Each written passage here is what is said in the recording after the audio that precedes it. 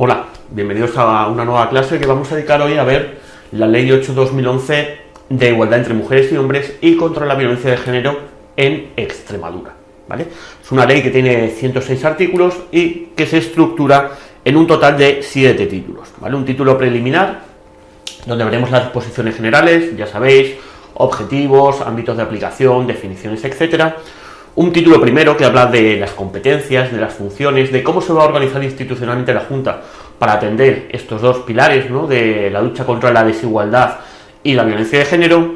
Título 2, cómo se va a integrar la perspectiva de género en todas las políticas públicas, es decir, cómo se va a tener en cuenta pues todo lo que tenga que ver con eso, con la igualdad de oportunidades y la defensa de la violencia de género, ya no solo en acciones puntuales, sino en todo el ámbito económico, social, político, etcétera, de la comunidad. Título 2, la integración de la perspectiva de... Título 3, las medidas para promover la igualdad de género. 4, violencia de género, ¿veis? Los dos pilares fundamentales sobre los que va a regular esta ley. 5, garantías para la igualdad de género. Y 6, infracciones y sanciones por todo lo que es el incumplimiento de lo que disponga esta norma. Bien, visto esto, empezamos a ver las disposiciones generales y, como os decía, lo primero, el objetivo. ¿Qué objetivo pretende cumplir esta ley 8/2011? ¿Vale? Quedaros con los títulos también de las leyes, ¿vale? Primero, digamos que son dos pilares. Primero, hacer efectivo el derecho de igualdad de trato y oportunidades entre mujeres y hombres. ¿Vale? Digamos que tiene dos pilares, uno proactivo, luchar por conseguir algo, como en este caso es la igualdad de trato y oportunidades, y otro tiene un segundo pilar reactivo, que es luchar contra la violencia de género, ¿vale? De modo integral, pues eso, una parte para fomentar y otro para erradicar. Fomentar igualdad de oportunidades y trato, erradicar violencia de género. ¿Y cómo se pretende conseguir con esta ley? Bueno, pues primero se van a establecer unos principios generales que veremos a continuación, que por los cuales se deben regir todos los poderes públicos de Extremadura a la hora de legislar. Por otra parte, se van a proponer y se van a fomentar medidas y se van además a aportar recursos para promover y garantizar esa efectiva igualdad entre mujeres y hombres. Por último, se van a establecer unas medidas integrales para sensibilizar, prevenir y detectar todos los casos de violencia de género con el objetivo, pues, de erradicarla, ¿vale? Como veis, son 3 puntos en los cuales se debe basar toda esta ley para conseguir los objetivos principales, repito una vez más, igualdad de trato y oportunidades y erradicar la violencia de género. A continuación vemos el ámbito de aplicación. Obviamente el ámbito de aplicación de esta ley, puesto que es una ley de la Comunidad Autónoma, es el ámbito territorial de la Comunidad Autónoma de Extremadura. Afecta, importante también, personas físicas y jurídicas, ¿vale? No solo a las personas, a los ciudadanos, sino también a las empresas, ¿vale? Personas físicas y jurídicas. Y será de aplicación a la Administración de la Comunidad Autónoma de Extremadura y sus organismos autónomos, empresas públicas, entidades públicas dependientes, etcétera. También a todas las entidades de la administración local, a la Universidad de Extremadura, a todas las entidades también que realicen actividades educativas y de formación, porque habrá que incluir todos estos términos y estos aspectos que se regulan en esta ley a los distintos niveles educativos, y también a todas las entidades privadas que de alguna manera suscriban convenios o contratos con la administración pública de la Junta o la administración pública de Extremadura. No necesariamente Junta, porque hemos visto que también son más organismos, ¿no? Hablemos de la administración pública de Extremadura. Bien, como os decíamos, uno de los primeros puntos en los cuales se iba a basar esta ley a la hora de conseguir esos dos objetivos era el establecimiento de unos principios generales que deben regir toda actuación de los poderes públicos, ¿verdad? Pues justo eso es lo que vemos en el artículo 3. Principios generales de actuación. Primero de ellos, igualdad de trato entre mujeres y hombres, para evitar cualquier tipo de discriminación entre mujeres y hombres. Segundo es la igualdad de oportunidades, que impone de alguna manera a los poderes públicos la obligación de adoptar medidas, actividades o cualquier tipo de decisión que consiga la plena igualdad de oportunidades entre mujeres y hombres. Ruptura de la brecha de género en la sociedad de la información, del conocimiento y la imaginación, porque, por desgracia, digamos, la adaptación y la incorporación a la sociedad de la información, a las nuevas tecnologías, etcétera, parece que todavía inclina la balanza a favor de los hombres. Bueno, pues lo que se pretende es justo eso, sobre todo en el ámbito rural. Lo que se pretende es romper esa brecha de manera que se alcance y se colabore con esa sociedad de la imaginación, del conocimiento y de la información en igualdad de oportunidades también. El respeto a la diversidad y a la diferencia. Los poderes públicos deben facilitar todos los medios para conseguir esa igualdad, pero además desde el respeto a la diversidad y a la diferencia, ¿vale? Eliminación de roles y estereotipos. Bueno, pues ya lo sabéis, los típicos tópicos de, por ejemplo, labores en las que se deben encargar una mujer o un hombre, a diferencia de trato entre una mujer y un hombre. Los diferentes, pues eso, estereotipos que tiene la sociedad en cuanto a diferente trato entre mujeres y hombres. Eliminarlos. Reconocimiento de la maternidad como un valor social y no como un estigma o como algo que pueda perjudicar de alguna forma a las mujeres, por ejemplo, en el acceso al empleo. También el fomento de la corresponsabilidad en cuanto al reparto equilibrado de tareas, en cuanto a cuidado de hijos, cuidado de personas dependientes, tareas del hogar, etc. Acción positiva. ¿Qué es una acción positiva? Es cuando se detecta que hay una diferencia entre mujeres y hombres, por cualquier causa. Bueno, pues una acción positiva lo que trata es de favorecer de algún modo a las mujeres para eliminar esas diferencias. La adopción de medidas necesarias para la supresión del uso sexista del lenguaje, de manera que, digamos, prime en esas imágenes el hombre sobre la mujer, o a la mujer se le dé un rol secundario, etc. Pues también eliminarlos. La integración de la perspectiva de género, de manera que en todos los aspectos de la sociedad, de la economía, política, etc., se tenga en cuenta esa perspectiva de género. Luego lo veremos mediante indicadores estadísticos, mediante informes antes de elaborar disposiciones normativas, etc. También la interseccionalidad, que es la relación o la interacción que existe entre la discriminación por razón de sexo y otro tipo de discriminaciones, ¿vale? También la representación equilibrada, que es la presencia equilibrada de mujeres y hombres en órganos, bueno, en general en cualquier órgano que pueda tomar decisiones, sean órganos colegiados, sean consejos de dirección de empresas, etc. Se considera que existe una representación equilibrada cuando no hay más de un sexo u otro, más de un 60% de representación y menos de un 40%, ¿vale? De manera que si hay un 59%, tiene que haber como máximo un 60% de mujeres, 40% de hombres o viceversa. También la especial atención y garantía de los derechos de las mujeres que viven en el medio rural. Por, digamos, además de todos estos posibles factores de discriminación que venimos hablando, se incluye otro factor más, que es precisamente eso, la desconexión un poco del mundo rural, sobre todo, como os decía antes, también con todo lo que tiene que ver con las nuevas tecnologías. Además, en el mundo rural, por suerte cada vez menos, pero todavía se siguen manteniendo esos ciertos estereotipos tradicionales, etc.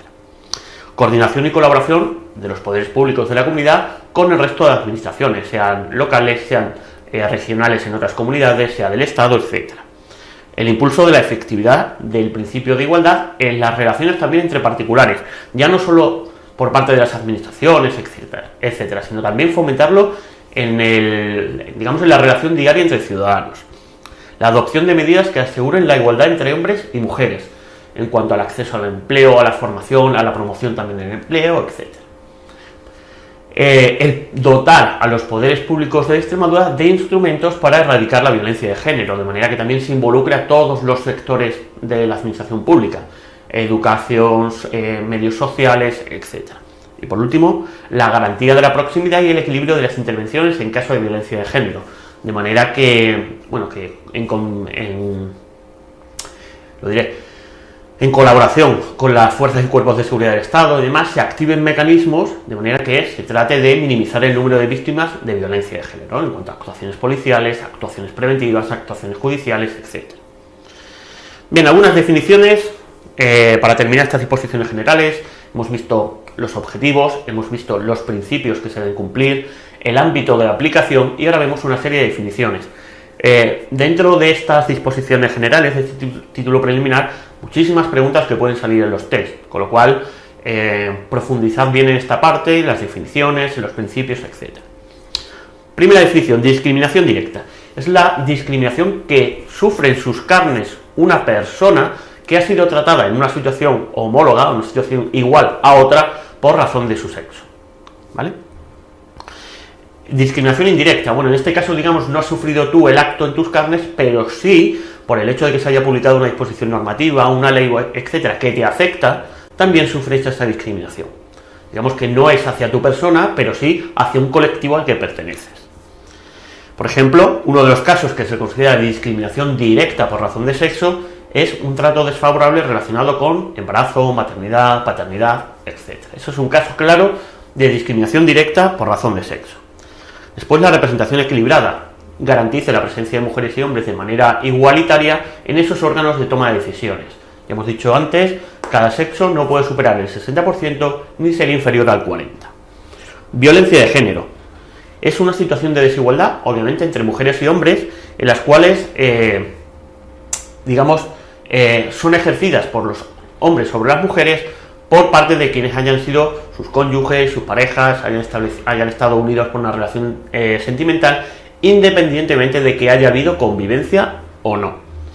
Acoso sexual es cualquier situación, comportamiento, no verbal o físico de índole sexual. Fijaos la diferencia entre acoso sexual y acoso por razón de sexo, cuya definición es igual: situación, comportamiento que denigre de alguna manera a una persona, que la humille, que sufra vejaciones. El matiz está en que en este caso el acoso sexual, es decir, el motivo que causa esa discriminación, esa vejación, es sexual, tocamientos, insinuaciones, ese tipo de cosas, y por razón de sexo no necesariamente tiene que ver con ese tipo de acciones, sino que simplemente la discriminación es por el hecho de ser mujer u hombre, ¿vale? Muy importante este pequeño matiz, índole sexual, porque es lo que va a distinguir las dos definiciones. Tenemos también que el condicionamiento de un derecho o la promesa de conseguir algo a cambio de cualquier tipo de aquiescencia o cualquier tipo de beneficio sexual se considera un acto de discriminación por razón de sexo, ¿vale?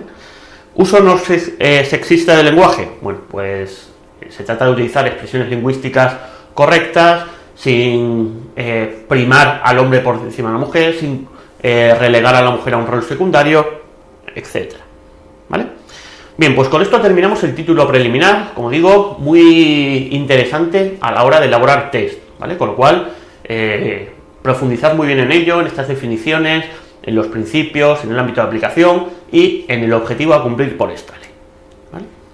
A continuación vamos a ver la integración de esa perspectiva de género en las políticas públicas, cómo los poderes públicos tienen que tener en cuenta todo esto que está regulando esta ley a la hora de ejercer política, de legislar, etc. Primero que dicen es que los poderes públicos extremeños deben incorporar la perspectiva de igualdad de género. ¿Cuándo? Cuando se elaboren, ejecutan o se realice el seguimiento de disposiciones normativas, es decir, antes de elaborar esa disposición normativa, esa ley, cuando se está ejecutando y en el momento de hacer el seguimiento. ¿Cómo en cada caso? Pues a la hora de elaborarlo, pues teniendo en cuenta esta perspectiva de género, elaborando informes de cómo afecta, luego lo veremos, esta disposición normativa a hombres y a mujeres. En cuanto a la ejecución, pues que se cumplan las pautas que se ha marcado la ley en cuanto a esta perspectiva de género, y en cuanto al seguimiento, pues estableciendo indicadores de manera que en un momento dado se pueda medir cómo se está ejecutando esa ley y cómo esa ejecución afecta de manera igual o distinta a mujeres y hombres, ¿de acuerdo? Y por supuesto el objetivo final no es más que eliminar todos los efectos discriminatorios y fomentar la igualdad de género. Hay que desarrollar también el principio de interseccionalidad, lo hemos visto como definición, donde, digamos, la razón de sexo se junta con otros factores de discriminación. En este caso, los poderes públicos deben tener en cuenta este principio a la hora de diseñar, implementar y ejecutar sus políticas públicas.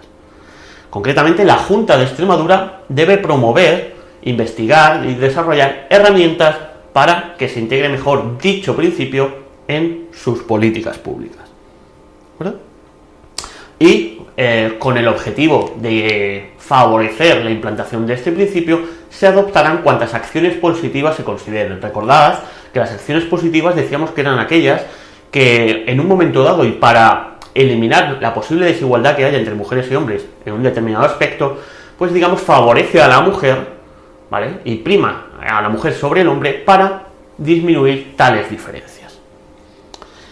Otra cosa importante es la evaluación del impacto de género, de manera que siempre los poderes públicos en el desarrollo de sus competencias deben evaluar cómo esa ejecución de políticas, cómo la elaboración de disposiciones normativas afecta a un sexo y a otro. De hecho, los proyectos de ley, que ya sabéis que los proyectos de ley son esos proyectos que luego se presentan a la Asamblea y se pueden convertir o no en leyes, pues los proyectos de ley que aprueba el Consejo de Gobierno deben incorporar un informe sobre impacto por razón de género. ¿Vale? En el caso de que no se adjunte por cualquier motivo o que directamente la ley ha sido presentada a la Asamblea, esta requiere que esta ley vuelva a la Junta y la Junta dictamine en el plazo de un mes, ¿vale? Puesto que no se ha incorporado el informe preceptivo sobre impacto de género. Igualmente, además de los proyectos de ley, también los reglamentos y planes que elabora el Consejo de Gobierno necesitan la emisión de este informe de evaluación de impacto de género. Y en el caso de que no sea el Consejo de Gobierno, sino que sea otro órgano, de nuevo, ante la elaboración de una norma, se debe también incorporar esta evaluación de impacto de género. ¿Vale? ¿Y cómo se hace, en base a qué se hace esta evaluación de impacto de género? O este informe, ¿qué puntos debe tener? ¿Qué puntos no debe tener? ¿Qué se debe incorporar? ¿Qué texto? Bueno, pues en este caso es la Junta de Extremadura, a propuesta del Instituto de la Mujer, quien va a determinar las directrices que debe tener este informe. De manera que, si es el Consejo de Gobierno o es cualquier otro órgano el que debe emitir el informe, sepa a qué atenerse. Digamos que es como una especie de plantilla en la cual se debe basar todo informe sobre impacto de género. ¿De acuerdo? Este informe sobre impacto, ¿qué debe tener? Pues debe tener indicadores en género, mecanismos y medidas para paliar los posibles impactos negativos que tenga esta ley de forma diferente sobre mujeres y hombres. Es decir, por una parte debe tener indicadores para permitir medir cómo afecta o afectará esta disposición normativa a un sexo u otro, y por otra parte también se deben implantar todos los mecanismos y medidas que de alguna forma, derivados de este informe, ¿vale?, se haya visto que, pues eso, que existen esas diferencias o que a la hora de aplicar esta disposición normativa va a tener un impacto diferente y negativo en mujeres frente a hombres. Pues aparte de estos indicadores, para poder medir eso, se deben implantar también las medidas que corrijan esa desigualdad. Y dentro de la disposición normativa deben estar incluidas esas medidas, mediante acciones positivas o como queráis, pero la propia norma ya debe decir cómo corregir esas deficiencias. También, todo proyecto o norma debe contener una memoria que indique qué trámites se han realizado con respecto a esta evaluación de impacto de género. De manera que se recojan, bueno, todas las acciones que se han llevado a cabo, los estudios, los informes, las consecuencias, las conclusiones, ¿vale? Todo eso se recoge en una memoria, ¿vale? Además, la Junta de Extremadura, a propuesta de la Consejería competente en materia de igualdad y con el dictamen del Consejo Extremeño de Participación de las Mujeres, aprobará el Plan Estratégico para la Igualdad entre Mujeres y Hombres cada 4 años. Lo aprueba la Junta, lo propone la Consejería competente en materia de igualdad y se necesita el dictamen del Consejo Extremeño de Participación de las Mujeres para este plan estratégico, que se hace cada 4 años. ¿De acuerdo? Por supuesto, en este plan, como no puede ser de otra manera, se integra el principio de interseccionalidad que ya hemos visto antes. Otro punto más donde se incluye la perspectiva de género, pues en los presupuestos, que nuevamente también deben llevar un informe de impacto de género. ¿Vale? El presupuesto de la comunidad debe tener este informe de evaluación de impacto de género, que en este caso quien lo lleva a cabo es la Comisión de Impacto de Género de los Presupuestos, es decir, una comisión creada al efecto únicamente para la elaboración de este informe y el control del impacto de género en los presupuestos de la comunidad. ¿De acuerdo? Más cosas donde se tiene que tener en cuenta la perspectiva de género, en todo lo que tenga que ver con los medios de comunicación, de manera que tanto los poderes públicos, ¿vale?, como los medios de comunicación públicos o subvencionados por la Administración de la Comunidad Autónoma deben utilizar un lenguaje no sexista, es decir, igualitario para mujeres y hombres, que ponga a ambos sexos en el mismo plano, que no tire de estereotipos, de tópicos, que no utilice la imagen de la mujer con carácter denigrante o poniéndola, como digo, en un segundo plano por detrás del hombre. Entonces, tanto los poderes públicos como los medios de comunicación públicos extremeños o aquellos que reciban alguna subvención. Uso no sexista y tratamiento igualitario de imágenes entre mujeres y hombres. Y en este caso, quien debe velar por que se cumpla todo esto, ¿vale?, en cuanto a los medios de comunicación, es la Consejería en materias de presidencia. ¿Vale? Medios de comunicación, presidencia. Más cosas. Los poderes públicos deben también hacer efectiva esta ley y garantizar la integración de la perspectiva de género en todo lo que tenga que ver con las estadísticas, informes, etcétera, que se hagan en la comunidad. Es decir, hay que incluir la variable sexo en toda estadística, personas desempleadas, bueno, pues hay que distinguir mujeres y hombres, de manera que se puede estudiar si en algún momento hay una desigualdad manifiesta en alguna de estas estadísticas. Entonces, siempre incluir la variable de sexo, siempre distinguir mujeres y hombres.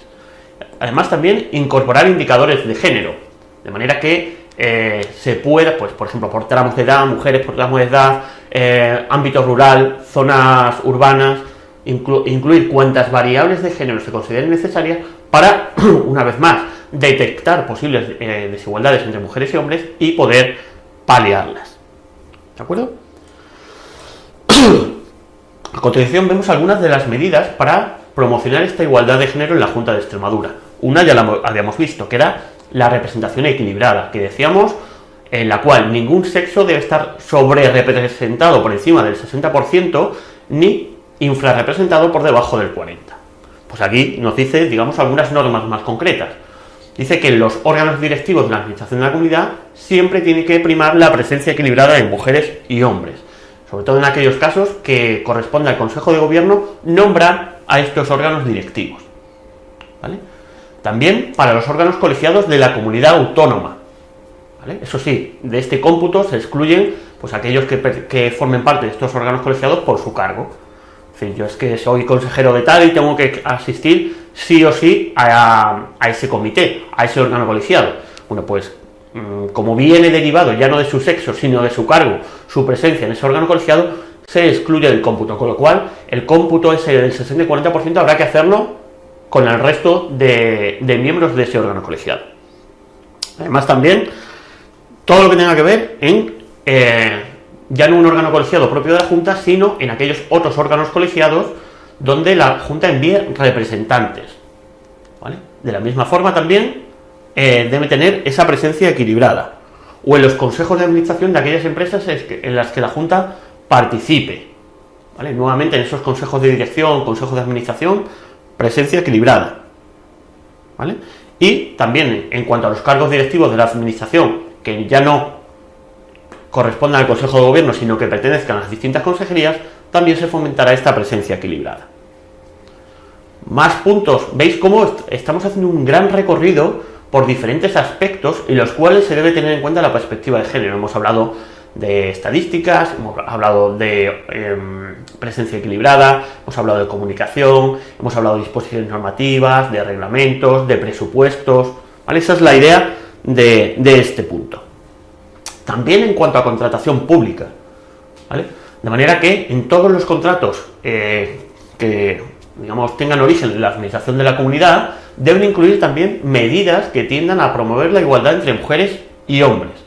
Y de hecho, en algunos casos, en los que sea preceptivo, se incluirán incluso en el PCAP, en el pliego de cláusulas administrativas particulares, ya sabéis, en ese resumen que se hace antes de publicar un contrato, se deben incluir menciones tales a que en caso de igualdad va a primar una empresa sobre otra cuando esta empresa tenga pues concedido alguna mención en cuanto a fomentar la igualdad de oportunidades, la igualdad de trato, tenga alguna marca de excelencia, desarrollen políticas en pro de esa igualdad de oportunidades. Entonces, cuando la oferta sea igual en el resto de aspectos, sobre todo los objetivos, esto será un punto a favor de esas empresas frente a las otras. También en cuanto a ayudas y subvenciones, a la hora de valorar a quién se concede una subvención pública, también se valorarán en cuanto a los destinatarios las actuaciones que hayan podido realizar en cuanto a la consecución de la igualdad de género.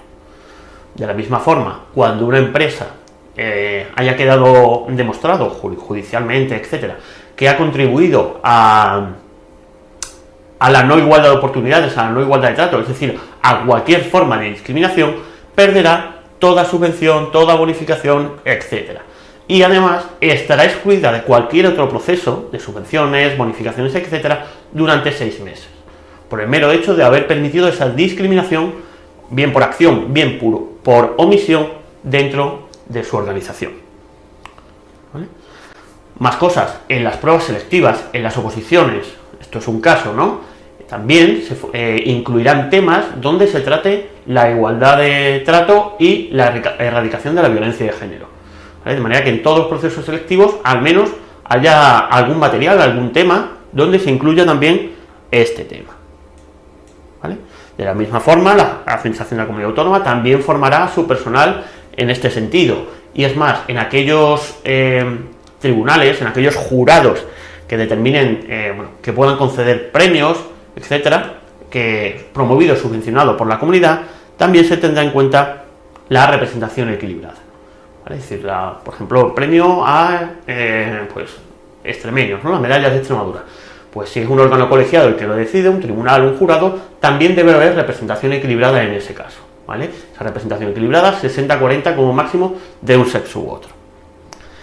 Y vamos a acabar hablando de la violencia de género. Hasta ahora nos hemos dedicado casi siempre en el tema a hablar de esa igualdad de oportunidades, igualdad de trato, que era uno de los principales objetivos de esta ley. La otra pata, era la erradicación de la violencia de género. Nos vamos a dedicar justo ahora a esta parte. Se dice en este caso que la competente para garantizar los servicios de la red extremeña de atención a las víctimas de violencia de género es la Junta de Extremadura, ¿vale? Además, la Junta de Extremadura también va a establecer todas las pautas, objetivos, líneas de intervención en materia de prevención, antes de que pase, sensibilización. Esto no es un problema únicamente de la víctima de violencia de género, sino de toda la sociedad. Detección de violencia de género, ¿vale? Prevenir que pase, detectar en caso de que esté pasando y sensibilizar a la sociedad sobre que este problema es un problema de todos y no exclusivamente de los afectados directamente, ¿vale?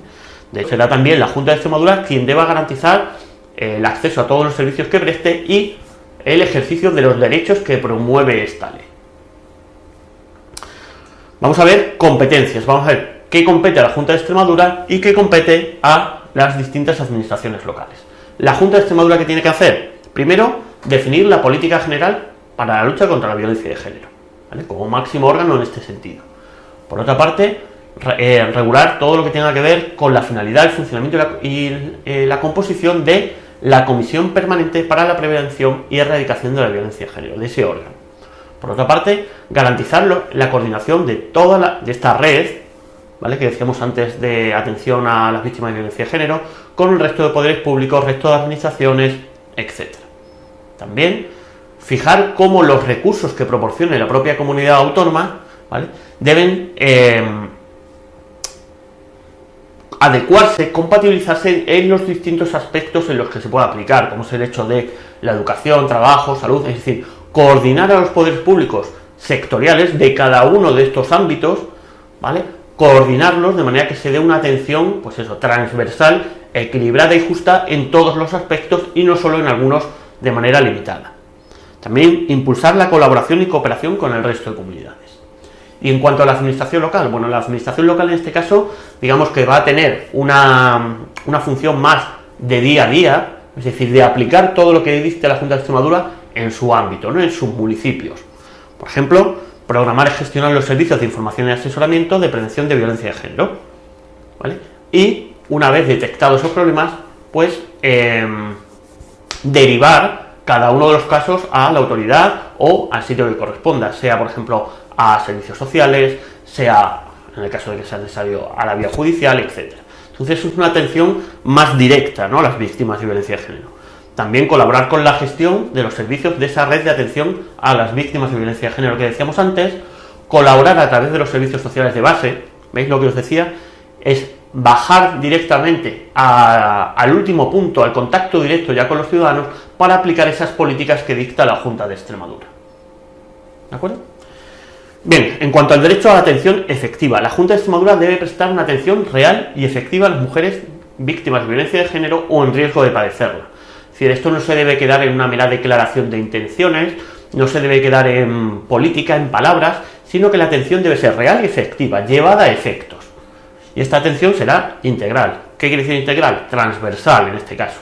Es decir, que no sea únicamente hospitalaria, por decir algo, o que no sea simplemente defenderla en juicio, sino que atienda en todos los aspectos en los que se pueda ver afectada una víctima de violencia de género, como puede ser asistencia de asesoramiento jurídico, asistencia sanitaria, medidas sociales y económicas, porque a lo mejor no solo necesita atención hospitalaria o atención psíquica, o no necesita solo que la defiendan en un juicio, a lo mejor también necesita pues tener capacidad para acceder a una vivienda, de manera que pueda independizarse del causante de esa violencia de género.